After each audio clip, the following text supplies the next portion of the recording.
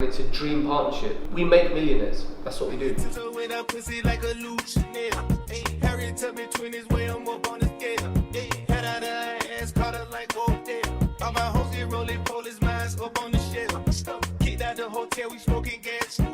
So it's 2:39, 2:40 right now. I have literally a back-to-back day from now till like about 7 o'clock. I'm about to jump on a call now with Ricardo. He's one of our mobile app designers. We have quite a few different projects, so I'm about to jump on with him and just kind of like tweak the design. So I'm actually really into the way things are designed and the way they need to be, and just the experience of the past 4 years of building stuff, that I have an eye for like if it's right or wrong in certain places. So the team's already done all the work. I just want to review it with him right now, just on the little things, and kind of see is everything as it should be. So yeah, gonna jump on with him, do that now. Gonna be using Slack screen sharing and seeing what's up. So you can have a similar looking screen with a top banner image, but just do 2 tabs. So when you're on the home screen, you should be saying the program's name and a small description below it. Alright man, thanks a lot. Cool, yeah, so it was a good call actually. We just went through a couple of layer design edits. I guess one of the main things were just, what I find our team does a lot is that they want to make something really cool, but then let's not lose what we've learned. You know, over the years of doing stuff, you learn so many things about how user experience needs to be. So don't try and like be too cool and think, oh, I just need to do something new now because this is a new project or whatever. Like, let's use the understanding, the knowledge and the data that we have and use that to then make the next decision. So one of them was actually, so in an app, you should have a bottom navigation tab. In our experience, it has always worked the best. A lot of people have like side, like, you know, you have a sandwich menu that opens on the side or whatever. Just bottom navigation is the most cleanest, simplest way to understand how an app works. If you look at Instagram, Facebook, Twitter, everyone has bottom navigation. Not even that, even icons with the actual text with it. So it shows you like, okay, this is home, this is content. So then you know what it is. In another way, when someone new comes onto the app, they know exactly what's in the app because they can literally see, oh, look at these 5 tabs. That means all of this is in the app. They don't have to go into a screen, into like 3 tabs and then find it. So yeah, it was good. Right now, 3 o'clock, I'm about to have an interview actually with it's a final interview with a React Native developer. We're beefing up our app team. So I've got 2 interviews actually, 2 15-minute third stage interviews. They've already had the interview, they've already done a task where they had to develop something the team has gone through. They want to hire these 2 guys. So I'm literally just gonna have a Zoom call right now and let's see if they're any good. Hey man, how's it going? I guess one of the most important things I guess I'd like to know is, can you tell me about an app that you have made or been part of? Just briefly, just tell me like, what is it that you've done? So it was a good interview. I guess process wise, you know, we did a detailed first interview. He has to code and do a task, and then now this. So yeah, we'll see.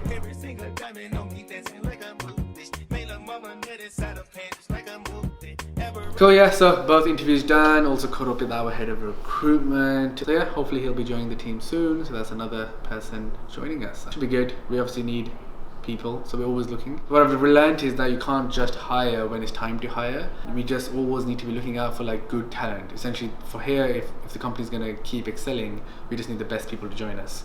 So, you know, if you are amazing at what you do, but you essentially want to join a company which is so forward driven and pushing forwards, then yeah, come get in touch. So essentially we're looking for the best people. So if you're a content creator, you're a developer, you're a product manufacturer, a designer, anything, we just want the best people. So yeah, just like this, like, you know, he was young, but both of them were young, but they seemed like good developers, but I think one was just a bit stronger at like problem solving, and development is really about problem solving than anything else. So yeah, that's good, made the offer. Now let me look at my calendar. I am about to have nothing. Next thing's at 4 o'clock. Nice. So I can do something else for 30 minutes, do some work. You can be like, go on web and you save the 30%. So what do you think of that? Let me know. I guess on the comp side, yeah, I guess let's just have a chat about it. The feature itself we're about to release. So we should do in 2 separate things then. Other thing's a pretty big update. We have to get some cool footage of like, oh, people putting the progress pictures, measurements. So I've done at the bottom how many restocks I think potentially we can do before Christmas. Typically the 2nd or 3rd drop is going to be as big, if not bigger, than the other ones. I think we should place the order August and again launch September, October. She's chosen a bottle, finalised the print and everything, the packaging. It's more the actual set now, which we're in development.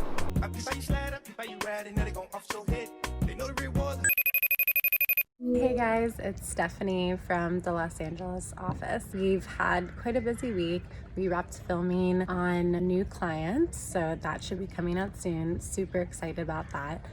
We're in the midst of signing quite a few clients, so that's fantastic. And we also have a ton of our local clients who have been receiving their next revision of samples for their fashion lines.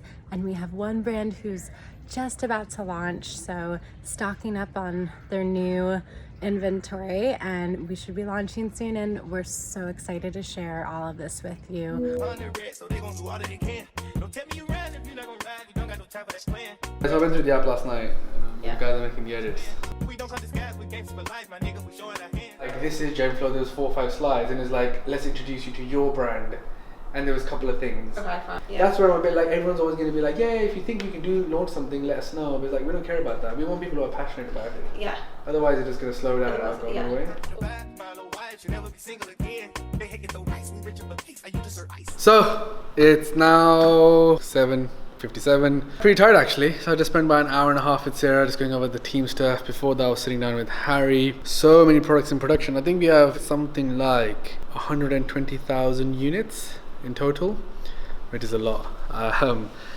So yeah, but it seems to be like going really well. We have a new logistics manager, so he's really helped with like all the logistical side of stuff. So like all the ships and air, all the products coming in, all of that stuff. In the US, the warehouse is now scaling up. A lot more stocks going in there. So yeah, very good conversations. Right now, we're just about to film some content. It's 8 o'clock. Took longer than I thought, but yeah, good day overall. A lot of the guys were in the office actually today, which was good. We actually had someone new join as well today in the tech team. His name is Sam, not in the software team, sorry. His name is Sam. He's going to be working on some of the software projects. So said hey to him. Plus some other faces as well that I haven't really seen much, so it was good to see them. But yeah, it's time to film a video right now. But let me just take you back to kind of like how I got here. You know, it's 2020 now, but 6 years ago, I was working full time. So basically, just now we just finished filming some ads for myself, yes. What we're thinking is, I do want to grow essentially obviously my following, and I can see when I do content that it does help people, so I'm like, okay, I need to reach more people, right? So more people can get help, and it's fun, and ultimately, you know, I want to grow my name, I want to grow the company's name. So we just filmed some cool ads. The idea is I kind of focused on like entrepreneurship pain points and what people go through when they're starting their own company, trying to grow a company, and saying to people, look, I'm creating content on those topics and come check it out. So, you know, I guess, you know, to be open and transparent, once the ads are done, I'll probably put them in the next weekflow or something and see what you guys think. Also, I'm trying to show you the results of them as well. So when we start running them, I'll tell you like what's happened. I'm trying to map out for you like when I ran the ads and then how many followers went up and what happened. I think it'll be quite useful. I mean, it'll be interesting to see like how expensive it is to actually acquire a follower by running ads. So, you know, I'm doing this little experiment, so I might as well just share the results as well with, and anyone else can also see. I think there was someone actually I told to start boosting posts and promoting, and she sent me a message saying, oh, thanks, it actually works. Her followers have grown by this much. So like it works if you do it the right way. So it'll be interesting to see if it works in the entrepreneurship space, because essentially I'm saying, hey, I'm an entrepreneur, I create content which is like more useful. But anyway, it's late now, it's getting dark, it's time to go home. So yeah, the day shift is finished.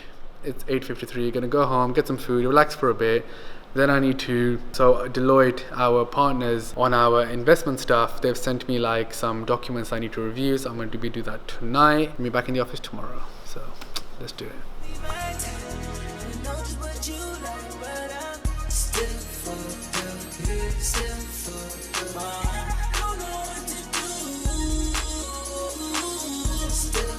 Something to be said about someone who comes in and immediately starts saying like we should be doing this and actually like changing the process. Mapping out the rest of the releases, Yeah. so then we can get somebody in, because we don't point bringing a developer in until we have that. We use the testing group for that. We'll wait a bit, promo it, put it live. Yeah. Then the next thing is in-app store. And then later on we'll look to add stuff like early access on that. All that stuff is later, stage 2. I think stage 1, let's get it in there, it's going to sell. I'd like it to be that if you go to the exercise history, you can add what's your 1 rep max for that exercise. That would be a really cool feature. And even thinking more long term, we could actually use that to work out how much weight you should lift in each workout. If there's no launch log, you're not allowed to start working on it. Like, and then there's also like you just say no. Once the information comes, it needs to then go through in our process. I think so. Doesn't matter how it comes. If it comes in a message, in a phone call, through an email, or through the AM, whenever it comes, it should go through the same thing. So, just finished off with Zeki. He looks after all our software projects. Obviously, his team is growing now. So many different things really across the different web launches, app stuff, a lot of content, how we're building stuff, why our feature is a certain way. Yeah, it was quite good. I guess the main bottom line is there's just a lot of stuff happening. Also, he wasn't happy about a launch that we just did, that it was a bit last minute and the team didn't follow the process. Obviously, it's very important to follow process. Even if something comes last minute, we got to make sure we're doing that. So yeah, it was cool. Just kind of caught up with him. Now I gotta get on the phone with our CTO Limai.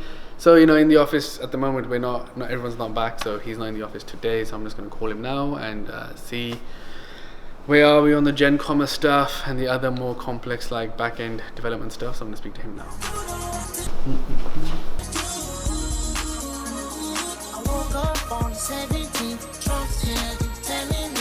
So yeah, I've mostly been sitting down here. I literally keep moving from like one place to another.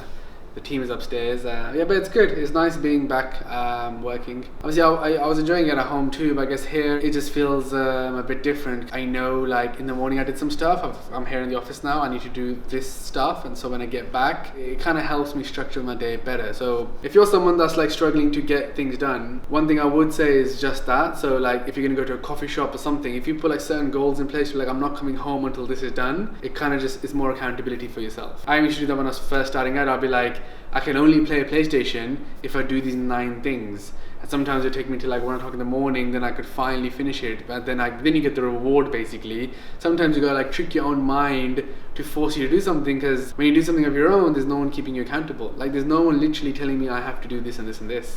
Or no one's asking me like, why is this not done? So it's weird when no one's asking you, because you have to develop your own accountability in your own head essentially. So I do that by having my list on Trello or this, or now like I'm asking Rosie to help me and keep reminding me I haven't done this, I haven't done that, or I put it in my calendar. But it's an interesting thing actually, being how do you keep yourself accountable. But anyway, I think the call should work now. Lots of little things, isn't it, that we're just like trying to get over the line, I guess. Obviously there's this like checkout stuff. It needs to be live because it needs to become an asset. So before we like sign a client, we can show them it, that hey look, this is how it's going to be amazing. I was looking, Teachable have done last quarter, they did 100 million GMV and 10 million for themselves. Everybody's booming. We have to open Gen Commerce. And of course, I think we can make it so much better, right? Like we discussed, because you can have inbuilt fulfillment and you can customize it and press order. Like there's so much potential, but we need to finish all the little things before we ever move to that.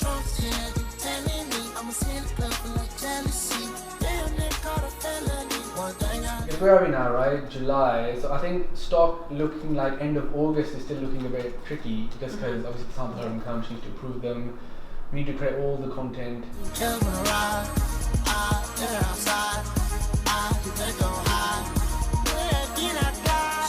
So yeah, I think there's a relatively blank canvas for us to try a few things, and I think we can just be a bit more bold with it. A bit like those video ads you did, like they were completely different to anything else we've done before.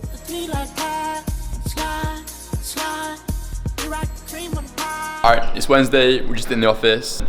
Yo, what's up? Just got to the office actually. It's 1:56, a bit of a late start. 4 minutes for a phone call, so I'm gonna sit down now, do that. Pretty busy day. Oh, this.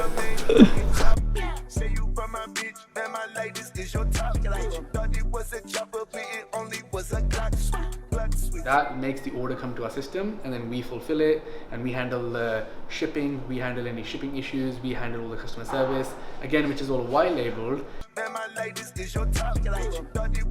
Or what happens to me a lot in Slack is that people send the whole work in Slack. Like, here's a new design, let me know what you think. It's like, so now you're going to do, like that needs to go either to her or to my email.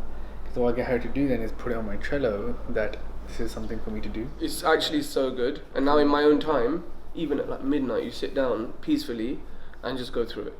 The way we want to do business, people haven't woken up to that just yet. Our clients are getting like 30-40k a post. Why can't they not buy stock? Of course they would. I think you're licensing, right? I'm like, no. Your client wants to start a business. Yeah. Call 2 days, 3 days later, signing a contract. Yeah. literally, like, this is good for you, this is going to make money, you know, your audience needs this, let's do it. Yeah. And they were like, let's go. And that was amazing. Now, Ibiza, one of the most famous dancers in the world, wants to create a brand, and I've told her she has to speak to you. Literally, 1 week later, she signed. The rise of social media is creating entrepreneurs like by mistake, you know. It's not meant to be for that.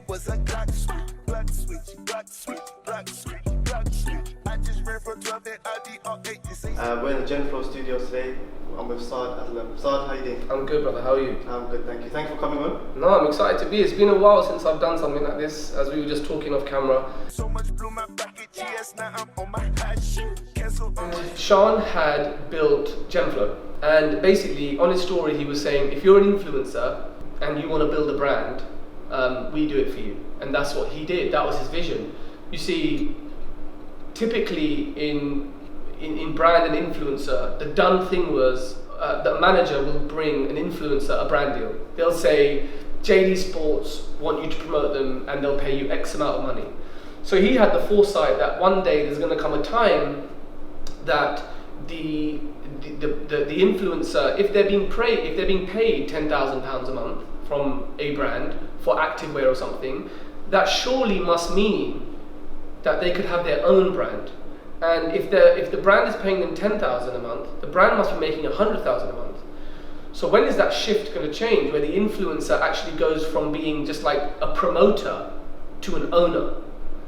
So he had a very clear, it's weird, it was very clear, that foresight to do that. And that's what I picked up from him super quick. We give them the power, the infrastructure, the engine to do that. And it's a dream partnership. We make millionaires. That's what we do. One, growth, obviously, which is amazing, but how much different opinions are valued, which I think is so important. Where, okay, you know, we want these people, we want them to be able to voice their opinions, we want them to be able to come to work and say, right, I do things this way, let's see if it works, or I do things that way, let's see if it works, let's do some A/B testing, let's see how we can grow and build. And that's just, for somebody like me, that's really exciting. Yeah, because a lot of companies, brands, corporates, they're very set in their ways, whereas here what you've got is a very forward-thinking, adaptable culture. Mm-hmm. So like you're saying, someone has a way of being, you kind of empower that.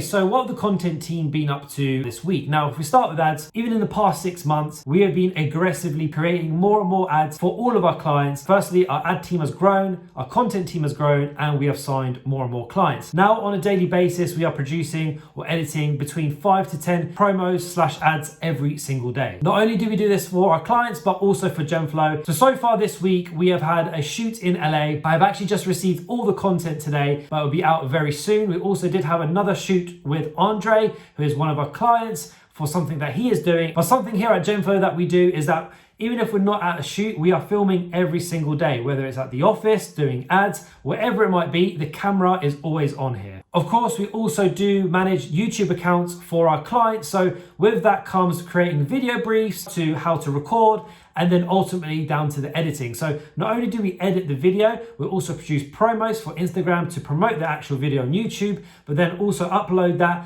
and then do all the tags, try and get the best algorithm for the video. On the side of that, we have 2 massive projects coming in August, especially at the end of August when the shoots are going to be happening. So all the planning around that is happening right now. There's a lot going into it. So in regards to the content team, there's a lot going on. So once that is all out and confirmed, we'll be sure to let you know and show you all the behind the scenes.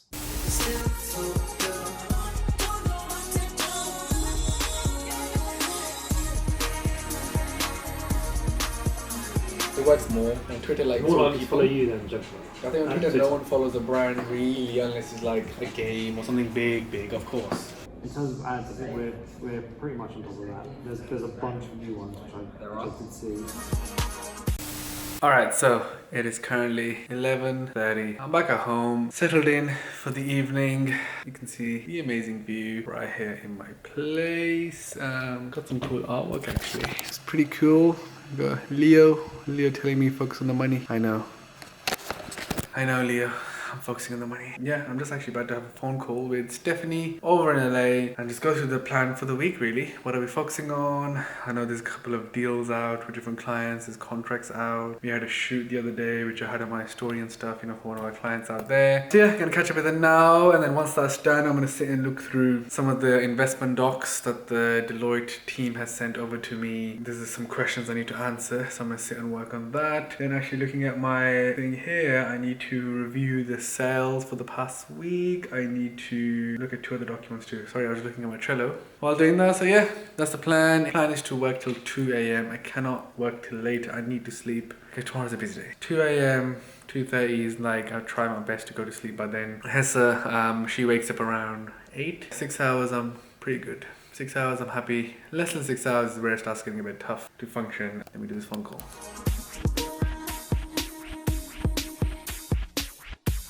What's going on? So, I'm at home. It's Friday. Gonna be working from home today. It's been a pretty busy week. I still can't get... Look at that view. Yeah, it's been a very good week actually. Just kind of transitioning back into working in the office. I've been in the last 4 days. My routine pretty much is I go around like about 8, 9 a.m. catch up at home. About 12, I make my way into the office, and then I will stay in the office till about 8, 9. Come home, have dinner and stuff, relax with family, and then get back to work from about half 10, 11 till about 2 a.m. Getting used to less sleep again. Getting used to kind of the full system go aspect. And I guess this week I really focused on this. I put something new in place actually, that I'm now going to be having like 30-minute calls with all the senior people in the company every single week. And I'm going to go on that in a second, but we have so much on that it's time to like get really on top of everything. So yeah. Anyway, it's pretty cool. I'm going to catch up with some work now, and I'll see you in a bit. So it's pretty much the end of the day now. Been a good day. I had about, I think three phone calls. One was with Rambir, who is our client Andre and Alice and Joe Aesthetics manager, discussing this couple of things that we have up and coming. That was great. Obviously a great guy. Been working with him for a while. He gets things immediately. He's like me, he wants to just get shit done. It's very easy. So yeah, it was good. Then I had a call with a guy named Thomas Kentores. He is in New York. He works with a lot of clients basically. A lot of different influencer celebrities. So it was a great chat. Just talking about our business and everything. How's he finding things? I've known him for a couple of months now. So just had a catch up with him. We've got some things cooking up as well. So yeah, you know. I think one thing in business you gotta know, or you gotta be able to do, is you need to be able to like do lots of things at the same time and just take it in your stride. Too many, what I've found is people get like, you know, you get stressed about I have so much to do, I don't know where to begin, and it starts to take an amount, like people can't deal with it. But really you should just be able to like, you know, just handle one thing, another thing, get used to it. Because if you think that as your business is going to grow, processes and systems and is going to make your life easier or simpler, it's just not true. Yeah, of course it'll make it easier in terms of because you have more control over what you're doing and stuff, but not easier in terms of the physical amount of stuff that's going to come to you, the amount of stuff that you need to look at, work on. It's going to grow. So if you don't enjoy that, it's like you're going to struggle to truly grow your business. So yeah, anyway, that was that. So yeah, quite a few good calls. I think that's Hessa just woken up. Just give me a second. So I'm back. Hessa had woken up. She's all good. So I think in these week flows, what I want to start giving a bit more actual practical advice. Let's call it, yeah, practical advice. So you as a business owner, someone maybe who works somewhere or has their own business, wants to start their own business, kind of understands a bit more of how you actually put something together. So today I'm going to go through quickly, I guess, how we plan when we're launching stuff, you know, or we're shipping something new. So it could be a new product, it could be a new feature, it could be a new app, it could be a new anything. So when you're going to decide to do something new, there should be some process. So I'll tell you what we do here at Gemflow, and hopefully that gives you a bit more insight. So we've learned over the years now that if you don't have two things, firstly, when you're going into a new project or a feature, a product, whatever that is, you should create a checklist. I know that sounds very basic, but what you should do is kind of separate yourself from everything, sit with a clear mind, and just think about, okay, so for this launch, for this new clothes or these new thing that I'm gonna release, well, what do I need to know? And then you start from literally the basic thing. I think a lot of people, in my experience when I've been dealing with others, is that they feel like, oh, it's obvious, so I don't need to make a note of this. And I do the opposite of that. So make a note of absolutely everything. So let's say it's a new product. Let's say it's a new clothing items, and you're going to release them. You know, it's about having every single information. So like on the website, where they're going to go, what's going to happen, the description, the images, every single thing that you need. So I need the images, description, what price, is there any shipping changes, every single thing that's happening. Then you move on to, okay, content-wise, do I have everything? Do we have the images? Do we have all the clips for the promo, for the video? Is the messaging on point? Does it match the branding? Does it match the actual technical information in this product? You know, financially, what's the price? Why? Have you looked at the market research? What's the positioning of the product? Almost every single detail you should think about and then make a list of, okay, so that means I need to go through all of this for this launch. So you don't miss anything. So, you know, you don't want to price something incorrectly and then nobody buys it. You don't want to not sell the USPs of the product in the right way, because doing this checklist also just means that you're forced to think of every single detail. And so now at Gemflow, essentially we have a process. So, you know, what we call it a launch doc. So, you know, which means that everything that needs to happen for this thing to launch. And the company follows that no matter what. So, you know, you don't lose that information. So if your employees change or if it's a different project, at least it's a very good starting point to be like, okay, this is the information that I need, or I should be looking at or thinking about in order to be able to achieve X. So I think that's the first thing I would say as a takeaway for you. Start a checklist on the most basic thing that you want to be able to do. You can actually apply that to absolutely anything. So even if that was your content for your Instagram, you know, have I written every Sunday you could have a checklist that you go through, which is like, okay, have I written my captions for the week? Have I got the posts? Do I know what I'm going to be talking about?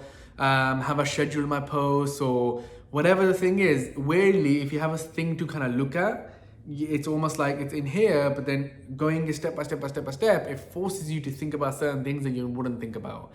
Number two then is just process, you know, and this is something that I am actually working on myself continuously, because as a business and as people, you can always learn to improve the way you work. And we, across departments here at Gemflow, that's something that we're always learning, how we can do something faster, better, more efficient. So the next thing I would say is process about on your launch. So that means in what way do things happen?